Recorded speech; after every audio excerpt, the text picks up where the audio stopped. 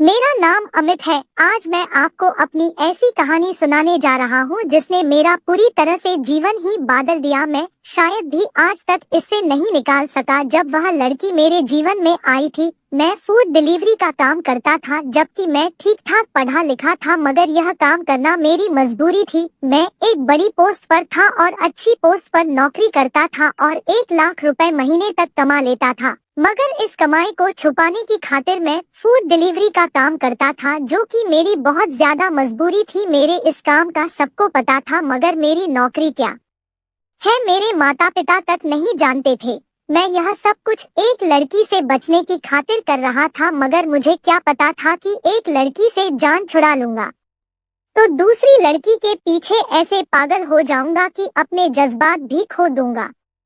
मेरा रिश्ता एक गांव से था। वहाँ सब लोग एक दूसरे से जुड़े होते हैं।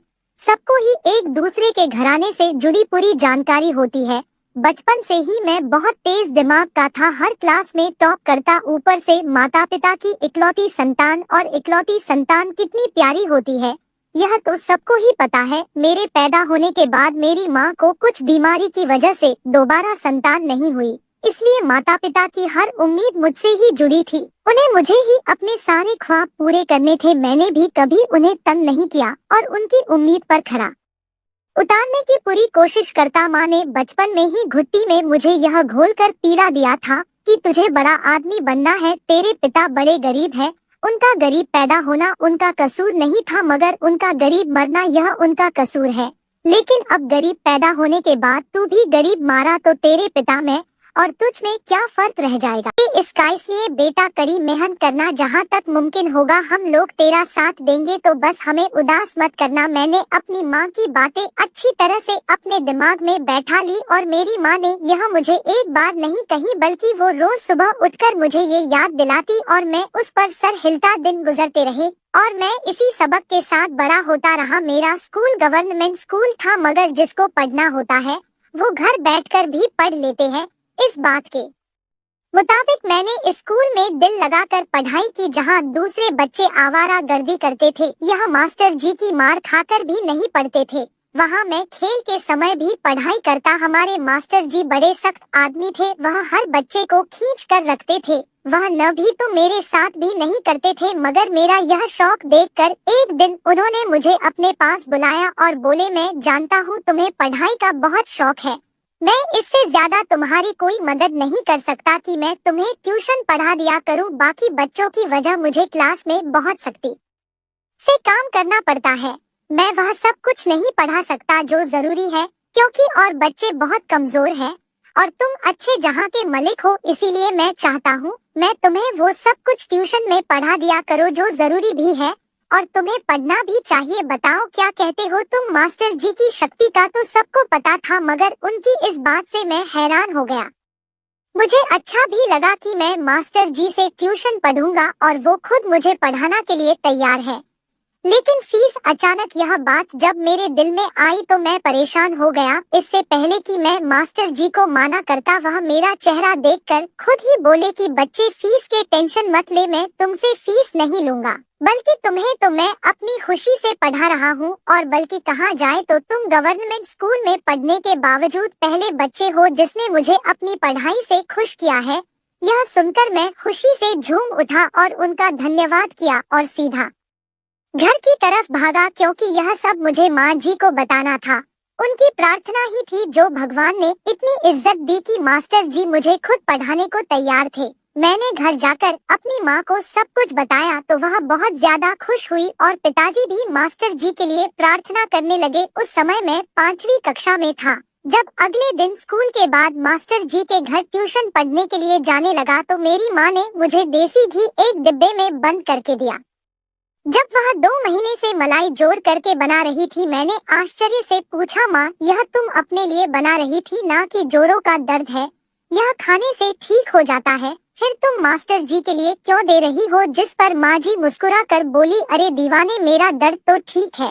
वह तेरा मास्टर कितने दिन से तुझे पढ़ा रहा है और वह भी फ्री में, तो हमारा भी कुछ फर्ज बनता है कि उसे अपनी खुशी से कुछ दें, बस तू यह ले जाकर उन्हें दे देना। ना चाहते हुए भी मैंने माँ से बोगी का डिब्बा ले लिया। जब मास्टर जी के घर पहुँचे तो वह अखबार पढ़ रहे थे। मुझे देखकर खुश हुए और बोले, चलो जल्दी से अंग्रेजी की किताब खोलो, मुझे आज डांस करना था। फिर उस दिन के बाद मेरी जिंदगी बदलती चली गई। मैं स्कूल के बच्चों से बहुत आगे था, मगर पर्चे वही देते जो बाकी बच्चे देते, मगर मेरी पढ़ाई उनकी कहानी से ज्यादा आगे थी। 6 महीने के अंदर मेरे सारे टेस्ट भी क्लियर थे और मैं याद भी अच्छे से कर लेता था। इस तरह 8वीं कक्षा तक मैं इसी स्कूल में पढ़ता रहा, मगर शुक्रिया है मास्टर जी का, उन्होंने मेरी बहुत मदद की, कदम कदम पर मेरा साथ दिया और मुझे मुफ्त में पढ़ाया। मैं इकलौता बच्चा था जो उनके घर पर ट्यूशन पढ़ता था।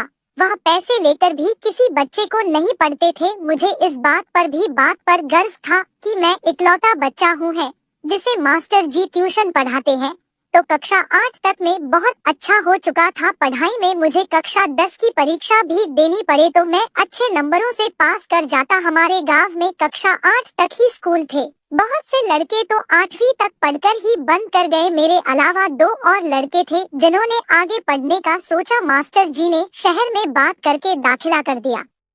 मैं रोज सवेरे 6 बजे बस की छत पर बैठ जाता और शहर पहुंच जाता। इसी तरह वापस आते हुए भी मुझे 5 बज जाते थे, लेकिन पढ़ाई का जुनून मुझे रुकने नहीं देता था। यह सब सफर और थकावट मुझे रोकने नहीं थे, बल्कि मैं दुखते पैर के साथ अगले रोज नई उम्मीद के साथ उठाता था कि आज के दिन कुछ नया सीखने को मिलेगा। 10वीं में किसी मास्टर ने भी मास्टर जी की तरह दिलचस्प तो नहीं ली, लेकिन मैंने हिम्मत नहीं की। अब मैं मास्टर जी के पास तो नहीं पढ़ता था, लेकिन कुछ समय के लिए उनके पास जाता जरूर था। मैं उनका एहसान उम्र भर नहीं चुका सकता, क्योंकि वह अकेला इंसान था।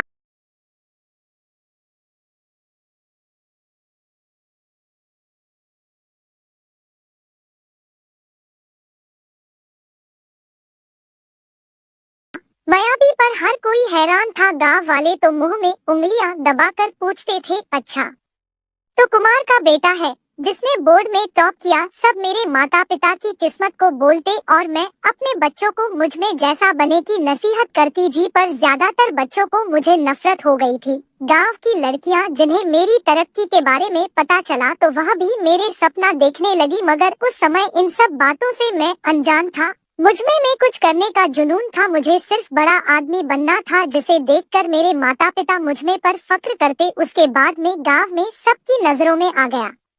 मेरे माता पिता को भी बहुत इज्जत मिलने लगी। वह लोग जो मेरे माता पिता से मिलना भी पसंद नहीं करते थे, अब वह खुद कार्ड भेज भेज कर उन्हें अपने घर पर शादियों में बुलाया करते थे। जब कभी ऐसा होता तो पिताजी की आंखों में आंसू आ जाते और मुझे चमत्कार कहते, बेटा ये सब कुछ तेरी वजह से ही हुआ है, तूने ही मुझको इतनी इज्जत दिलाई है जिसके लिए मैं उम्र भर तरसता रहा था। अब गांव की औरतें भी बिना किसी काम के ही माँ के पास आकर बैठ जाती है और बातों ही बातों में अपनी बेटियों के बारे में बताने लगते। मेरी बेटी पलक काम में माहिर है। मेरी बेटी को खाना बहुत अच्छा बनाना आता है, जिससे साफ जाहिर होता कि अगर कभी मेरी शादी के बारे में सोचा जाए तो उनकी बेटी को भी ध्यान में रखा जाए। लेकिन मेरे माता पिता को अभी मेरी शादी नहीं करनी थी, मुझे भी अभी अपने करियर पर ध्यान देना था और कुछ बनना था। स्कूल में टॉप करने के बाद मुझे स्कॉलरशिप पर एडमिशन मिल गया। अब मैं वहीं हॉस्टल में रहने लगा। यहाँ पढ़ाई बहुत ज्यादा कठिन थी और रोज रोज मैं इतना लंबा सफर नहीं कर सकता था। हॉस्टल कॉलेज वालों का था तो मुझे वहाँ आराम से एक कमरा मिल गया। अब आराम से हर हफ्ते में अपने घर का चक्कर लगा लिया करता था। कॉलेज में तो लड़के बिल्कुल भी नहीं पढ़ते थे, लेकिन मुझे तो पढ़ना था, नाम कामना था, और जो इज्जत में अपने माता पिता की बना चुका था उसे मैं घाटा नहीं सकता था। मुझे और ज्यादा उनकी इज्जत बढ़ानी थी। दिन रात का फर्क किए बिना मैंने वहाँ भी खूब मेहनत से पढ़ाई की, जिसका नतीजा यह निकाला कि मैंने वहाँ भी टॉप किया। अब तो गांव में भी हल्ला मच गया था। हर जगह मेरी ही बात होती और गांव वाले अपने बच्चों को मेरी मिसाल देते और गांव के लोग मेरे पिता को साहब कहकर बुलाते। सब समझ चुके थे कि अमित बहुत आगे जाएगा, लेकिन शायद किस्मत को कुछ और ही मंजूर था। काश मैं समझ पाता कि इतनी इज्जत भी अच्छी नहीं होती। जब आदमी कामयाबी की बुलंदियों तक पहुंच जाता है तो उतने ही दुश्मन भी बन जाते हैं। जिसका सामना वो अकेले नहीं कर सकता। मेरे साथ भी ऐसा ही कुछ हुआ। जब मैं कॉलेज से वापस आया तो पूरा गांव हमारे घर में जमा था और मिठाइयाँ के साथ मुझे मुबारकबाद भी दे रहे थे, और बहुत सी औरतें तो अपनी बेटियों को भी अपने साथ लेकर आई और माँ से मिलवाने लगी और बताने लगी कि मेरी बेटी तो अच्छी है, हर काम कर लेती है, खाना भी बहुत अच्छा बनती है, बड़ों की बहुत इज्जत करती है। पहले मेरे लिए एक दो रिश्ते आए थे, लेकिन अब तो आधा गांव मुझे अपना दामाद बनाना चाहता था। माँ पिताजी तो घबरा ही गए थे और मेरी तो हालात खराब हो रही थी यह सब कुछ देखकर। लेकिन जो भी हो, एक दिन तो मुझे शादी करनी ही थी, तो मैंने सोचा रिश्ता देख ही लेता हूँ, फिर बाकी सब खुद ही पीछे आ जाएंगे। लेकिन परेशानी यह थी, रिश्ता करे तो करे किसके साथ, क्योंकि एक के साथ रिश्ता जोड़ते हैं तो दूसरे को भड़क जाएगा है। और किसी की लड़की में भी कोई कमी नहीं थी। गांव की सभी लड़कियां सुंदर और सुशील थी, लेकिन सब में एक बात बराबर थी, कोई भी लड़की पढ़ी लिखी नहीं थी। माँ ने मुझसे पूछा तो मैं खामोश रहा, किसी के बारे में कुछ नहीं कहा, क्योंकि मुझे तो कोई भी लड़की पसंद नहीं थी। पिताजी ने फैसला कर लिया कि अभी कोई रिश्ता तय नहीं करेंगे, क्योंकि वो किसी को भी अपना दुश्मन नहीं बनाना चाहते थे। अभी अभी तो लोगों ने पिताजी की इज्जत करनी शुरू की थी, तो अब वह कैसे अपनी इज्जत को हाथ से जाने देते। लेकिन मेरा बुरा समय शुरू हो चुका था। जब मेरे घर चौधरी की पत्नी ने काम रखा था, उसने 500 का नोट और मिठाई की टोकरी माँ के हाथ में दे दी और मुबारकबाद भी दी। यह देखकर माँ बहुत खुश हुई कि अब तो चौधरी के घर से भी हमारे घर मुबारकबाद आने लगी। मगर यह उनकी भूल थी कि वह औरत बगैर किसी मकसद के हमारे घर आई है। दूसरे दिन ही चौधरी ने पिताजी को अपने घर पर बुलाया। पिता बहुत तैयार होकर चौधरी के घर गए, वरना चौधरी तो क्या कोई भी लीडर हो, पिताजी ना अपने कपड़ों का ख्याल करते ना यह देखते कि मैं नहाया धोया हुआ हूँ या नहीं, बस अपनी टूटी चप्पल पर में पहना और चले जाते। लेकिन आज मैं घर पर ही था, क्योंकि यूनिवर्सिटी के एडमिशन में अभी समय था। पिताजी नहाए धोए, दिवाली का नया जोड़ा पहने और बालों में कंघी की और चौधरी के घर चले गए। वो तो मुझे भी अपने साथ ले जाना चाह रहे थे, लेकिन मैंने माना कर दिया, क्योंकि मैं लोगों से मुबारकबाद ले लेकर थक चुका था। अब मुझमें और हिम्मत नहीं थी, मैं बहुत ज्यादा थका हुआ भी था। कल का सारा दिन मेहमानों में निकल गया था, मैं आराम नहीं कर पाया था। पिताजी को आने में बहुत समय लग गया। माँ भी परेशान हो गई थी, लेकिन मैं परेशान नहीं था। जानता था चौधरी बनाना, ताकि वह हमारे साथ साथ पूरे गांव के काम आए, सबका नाम रोशन करे। लेकिन जब पिताजी वापस आए तो उन्होंने मेरी सोच से अलग ही सब कुछ बताया। उन्होंने बताया कि चौधरी तुम्हारा रिश्ता मांग रहा था। चौधरी के खानदान में कोई भी उनकी बेटी के लायक नहीं है, सब अनपढ़ है और उनकी बेटी की उम्र से बड़े भी हैं। वह अपनी बेटी की शादी एक पढ़े लिखे समझदार लड़के से करना चाहता है, जो उसकी ही उम्र का हो और वो उसके साथ खुश रहे। इसके बदले वो जमीन भी देगा। पिताजी की बात सुनकर मैं हैरान रह गया। सब लोग अपने बेटी की शादी मुझसे क्यों करना चाहते हैं?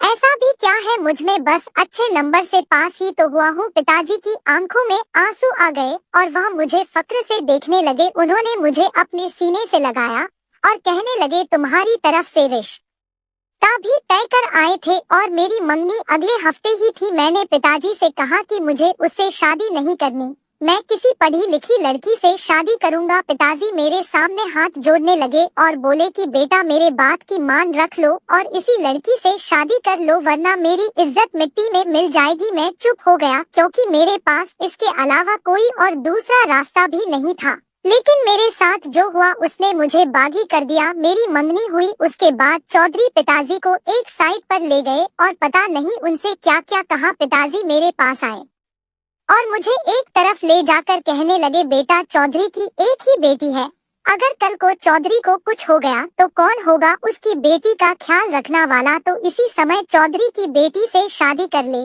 मैं पिताजी को देखता रह गया। उन्होंने अपनी इज्जत बढ़ाने की खातिर एक बार भी मेरे बारे में नहीं सोचा कि मुझे उससे शादी करनी है या नहीं। मैंने पिताजी को मना करना चाहा, लेकिन पिताजी चौधरी को जुबान दे चुके थे और 1 घंटे में हमारी शादी हो गई। लड़की कैसी थी, कौन थी और कितना पढ़ी लिखी थी, यह अनपढ़ थी, मुझे कुछ भी नहीं पता था। अब मैं उसी लड़की का पति बन गया था। मुझे उस लड़की से नफरत हो रही थी, बहुत ज्यादा नफरत। उसके पिता ने मेरे पिता को इतना मजबूर कर दिया था कि पिताजी ने मेरे बारे में सोचे बिना मुझे इतनी छोटी उम्र में जिम्मेदार बना दिया था। लेकिन शुक्र था कि अभी वह लड़की अपने बाप के घर में ही थी और मैंने किसी से कुछ नहीं कहा। शहर चला गया, वहां जाकर पढ़ाई की और पेपर दिए, जिसमें एक बार फिर से मैंने टॉप किया। लेकिन मैं जान गया था कि अपनी कामयाबी लोगों को बताने में कोई फायदा नहीं है। जितना हम अपनी कामयाबी लोगों को बताएंगे, लोग उतना ही हमसे उसका फायदा लेने लग जाएंगे। बेहतर है कि लोगों से सब कुछ छुपा कर रखा जाए। मैंने माँ और पिताजी कुछ भी नहीं बताया था। जब उन्होंने नौकरी के बारे में पूछा तो मैंने माना कर दिया कि मुझे अभी कोई नौकरी नहीं मिली है, वरना फिर से लोग घर में ढोल ताशों के साथ जमा हो जाते और वही मिठाई, मुबारकबाद वगैरह वगैरह, और फिर सबकी सिफारिश होती। काम जो पिताजी की इज्जत की खातिर मुझे करने पड़ते। अभी ट्रेनिंग में समय था, इसलिए मैं घर आ गया। लेकिन यहाँ आकर अजीब जाने को बावल लग गया। पिताजी चाहते थे मैं नौकरी ढूंढकर पूजा को जल्दी से घर ले आऊं। वो लड़की जिसे मैं जानता तक नहीं था, देखा भी नहीं था, मुझे उसमें कोई दिलचस्पी नहीं थी। अभी मैं अपनी जिंदगी जीना चाहता था। ट्रेनिंग के समय तक तो मैंने माँ पिता को संभाल लिया, यह कहकर कि अभी नौकरी नहीं मिली है। लेकिन माँ और पिताजी भी अपने जिद पर रहे। खैर, मुझे कमिश्नर की पोस्ट मिल गई थी। लेकिन मैं अतीत का कुछ भी नहीं भूल था कि कैसे कैसे लोगों ने मेरे माता पिता को मजबूर करके अपने काम निकलवाई और बाली का बकरा मुझे बनना पड़ा।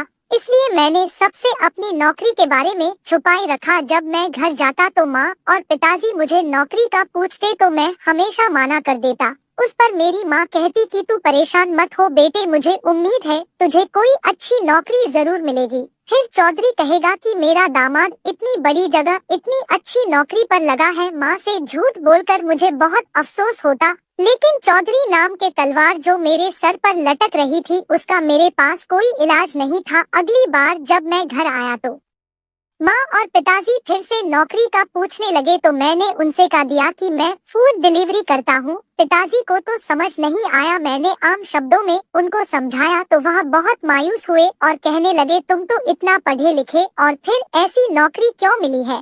मुझे दिल ही दिल में बहुत खुशी हुई और सोचने लगा आपने भी तो मेरे बारे में नहीं सोचा था, मुझे आपके साथ ऐसा ही करना चाहिए। पिताजी ने कहा अभी हम चौधरी को नहीं बताते हैं, तुम जल्दी से दूसरी अच्छी सी नौकरी तलाश करो। मैंने मायूसी से कहा पिताजी नौकरियां का तो अकाल पड़ा है, कोई नौकरी देने को तैयार ही नहीं है और अच्छी नौकरी मिलनी आज के समय में बहुत मुश्किल है। लेकिन फिर भी पिताजी ने कहा तुम कोशिश करते रहो, कोई ना कोई नौकरी मिल ही जाएगी। लेकिन मुझे अपनी असली नौकरी छुपाने के लिए फूड डिलीवरी की नौकरी भी करनी पड़ी। अब मैं रात को डिलीवरी बॉय के कपड़े पहना और मुंह पर रुमाल बांधकर निकाल जाता। अब मैं घर पर फूड डिलीवरी की नौकरी के बारे में बताता तो कम से कम झूठ तो नहीं होता। पिताजी ने फिर मुझसे पूछा कि क्या कोई अच्छी नौकरी मिली। मैंने बड़ी मायूसी से कहा नहीं पिताजी। पिताजी ने मुझे अपने पास बिठाया और कहने लगे चौधरी बहुत गुस्से में है और कहता है कि हमने तेरे पढ़े लिखे बेटे को देखकर अपनी बेटी की थी ताकि वह उसके साथ खुश रहे, लेकिन ऐसी नौकरी के साथ वह कैसे खुश रह सकती है, वह तलाक लेना चाहता है, तो जल्दी से अच्छी नौकरी देख ले। मैं अंदर ही अंदर बहुत खुश हो रहा था कि चलो खुद ही जान छूटने वाली है। मैं शहर आया तो अपने इस एडवेंचर को जारी रखा और फूड डिलीवरी करता रहा। एक रोज एक लड़की ने पिज्जा मंगवाया। मैंने जब वो पिज्जा दिया तो वो लड़की चादर में थी, मगर उसकी आंखें बहुत खूबसूरत थी। मैं उसे देखता रह गया। मुझे आज तक किसी लड़की से मोहब्बत नहीं हुई थी, बल्कि मैंने आज तक किसी लड़की से बात तक नहीं की थी। अगर कहा जाए कि मुझे पहले नजर में प्यार हो गया था तो गलत नहीं होगा। अब मैं रोज फूड डिलीवरी के बाद उसी लड़की की गली का चक्कर लगता। उसके घर में खिड़की थी, वह भी वहां से छुपकर मुझे देखती थी। इसी तरह 7 दिन गुजर गए। एक दिन उस लड़की ने दरवाजा खोलकर मुझे अंदर बुला लिया और मैं बहुत खुश हुआ अभिनंदन देखकर ही। मेरे होश उड़ गए। मैंने देखा सामने बिस्तर पर चौधरी लेटा हुआ था और उसने ऊपर तक चादर ओढ़ी हुई थी और मैंने वैसे ही रुमाल बंद रखा था, जिसकी वजह से चौधरी मुझे पहचान नहीं सका और देखते ही गुस्से से बोला कि क्या तमाशा लगा रखा है, तुम्हारे घर में कोई माँ बेटी नहीं है, जो मेरी बेटी के पीछे गली के रोज चक्कर लगाते हो। मैं अपने गांव का चौधरी हूँ, तुम्हें पुलिस से पकड़वा दूंगा। निकालो यहाँ से, दोबारा यहाँ पर दिखाई मत देना। मैं तो वहाँ से जैसे तैसे भागा और अगले दिन मैं गांव चला गया। वहाँ जाकर पता चला कि चौधरी की बहन शहर में रहती है और चौधरी अपनी बेटी को तलाक दिलवाने के लिए वकील के पास लेकर गया था, मगर एक हफ्ते पहले उसका एक्सीडेंट हुआ जिसमें उसके टांगे काटने पड़ गई। मगर वह ठीक होते ही पूनम को तलाक दिलवाकर उसकी शादी कहीं और कर देगा। यह सब पिताजी से सुनकर मुझे बड़ी हैरानी हुई कि मोहब्बत भी हुई तो किसे। अपने ही पत्नी से पिताजी कह रहे थे, बेटा तूने बड़ा मायूस किया। चौधरी ने अपनी बेटी की शादी तुझसे इसीलिए ही की थी कि उसकी बेटी भी पढ़ी लिखी थी, जितना तू पढ़ा लिखा है वो भी उतनी ही पढ़ी हुई है। चौधरी ने अपनी बेटी को शहर के एक अच्छे कॉलेज में पढ़ाया है और इसीलिए वो शहर में अपनी बाप के घर पर रहती है। जब चौधरी को पता चला कि तूने पढ़ लिख कर गाँव का नाम रोशन किया है तो उसने सोचा कि वो अपने बेटे की शादी तुझसे कर देगा ताकि गांव के दोनों बच्चे पढ़ लिख के एक साथ रहे और गांव की तरक्की के बारे में सोच, क्योंकि अक्सर पढ़ लिख कर बच्चे अपने गांव को छोड़कर शहर में बस जाते हैं। इसके बाद मैंने पिताजी को बताया कि मेरी नौकरी पक्की हो गई है, मुझे कमिश्नर की नौकरी मिल गई है और कल ही मुझे इस बारे में पता चला है। अब मैं अपनी बेवकूफी तो बता नहीं सकता था, इसलिए नौकरी के बारे में ही बता दिया और यह बात गांव में आग की तरह फैल गई और 1 महीने के अंदर में पूनम से शादी करके उसे अपने घर ले आया। पूजा सच में पढ़ी लिखी और बहुत खूबसूरत लड़की थी। अगर मैं उससे शादी नहीं करता तो बहुत पछताता, लेकिन मैंने आज तक उसे फूड डिलीवरी वाला किस्सा नहीं सुनाया और आज हम अपनी जिंदगी में हंसी खुशी साथ रहते हैं। तो भाई और बहनों, मैं आशा करता हूँ आपको मेरी कहानी अच्छी लगी होगी, तो चैनल को लाइक और सब्सक्राइब जरूर कर दे।